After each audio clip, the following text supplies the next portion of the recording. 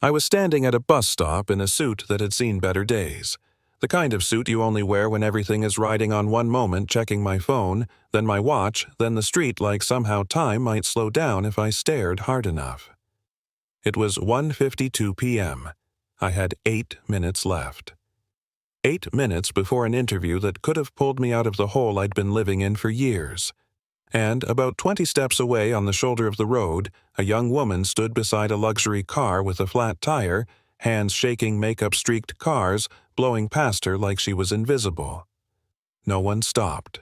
Not one person. Then the bus rolled up, doors opening with that familiar hiss, and right there I had to decide who I was going to be. Most people don't talk about moments like that because they sound dramatic when you say them out loud, but the truth is, life really does give you these quiet crossroads. 8 minutes between chasing your own survival and stepping into someone else's problem. I remember canceling the rideshare I'd ordered, feeling my chest tighten, then just running. Not toward the interview I'd been praying for, but toward a stranger who looked like she was about to fall apart. What I didn't know was who she was. What I definitely didn't know was that this choice was going to blow up my life before it ever fixed it. My shoes slapped against the asphalt as I reached her car. She looked up at me like she didn't expect help anymore, like she'd already accepted that nobody cared. I asked if she was okay. She nodded, too fast, said roadside assistance would take over an hour, said she had a presentation she couldn't miss. I glanced at the tire completely flat and asked if she had a spare. She wasn't sure. We opened the trunk and there it was, still wrapped like it had never been used. I could hear my grandfather in my head, calm and steady, saying, "Always check the spare first, boy." It had air. I said thank God without even realizing it. I worked faster than I probably should have, hands moving on muscle memory, sweat soaking through my shirt. I kept checking my watch. 6 minutes, 5, 4. She finally asked where I was headed and I told her the truth. Job interview. Downtown, 2 o'clock. She looked at her phone, then back at me, and I could see it hit her. It was already too late. She whispered, "You're missing it because of me." I wiped my hands on my pants, the same pants I'd borrowed money to dry clean, and I told her, "You were stuck. I could help. That's enough." When I finished, she tried to hand me cash. A lot of it. I shook my head. I didn't help her for that. I turned to leave, thinking I'd just catch the next bus and deal with the fallout later, but she stopped me, asked for my number so she could thank me properly. Something about the way she asked felt sincere, not performative, so I gave it to her. She told me her name was Lily. Last name meant nothing to me at the time. She drove off, and I stood there alone, grease on my hands, heart pounding already, knowing how this was about to end. I called the company anyway. I explained. Flat tire. Emergency. Silence on the other end.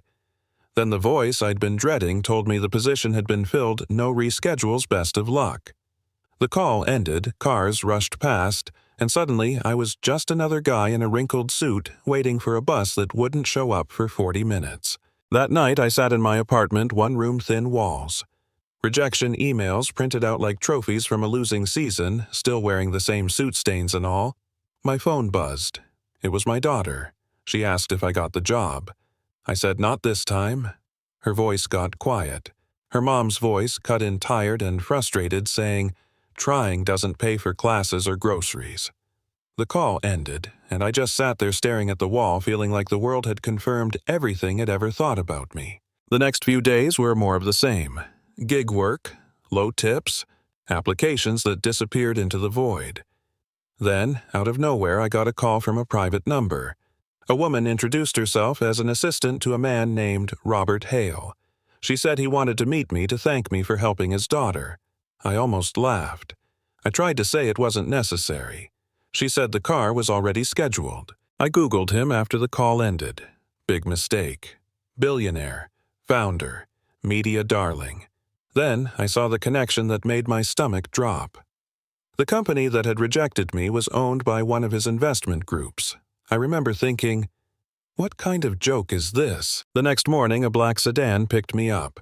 Leather seats, quiet engine, the city looking cleaner somehow through tinted windows. Hale Tower rose out of downtown like it didn't belong to the same world I lived in. Inside, everything echoed. Marble floors. People who moved like they'd never been told no. Robert Hale studied me like he was measuring something invisible. Thanked me for helping his daughter. Asked why I didn't take the money. Asked why I stopped at all. I told him the truth. Because she needed help. Because I could help. He nodded slowly, then surprised me by offering me a job. Not a handout. A real position. Community outreach director at his foundation. Salary that didn't even sound real to me. I thought it was charity. He corrected me. He laid out my background, my work history, my military service. He said the system overlooks people like me, then blames us for not fitting into it. I took the job half convinced I'd wake up from it any second. For a while, things were good. Better than good. I worked harder than I ever had. Approved grants, helped families find housing. Sat across from people who cried because someone finally listened to them. Paid bills on time. Took my daughter to dinner without checking prices. For the first time in years, I could breathe. Then the email hit. Anonymous. Accusing me of getting the job through favoritism. Calling me unqualified. Saying morale was suffering. The whispers started. Then the article. Then the texts. Even my kid's school reached out. Like my integrity was suddenly contagious. A board member named Victor Crane pushed for an ethics review. Said I was a charity hire. Said I didn't belong.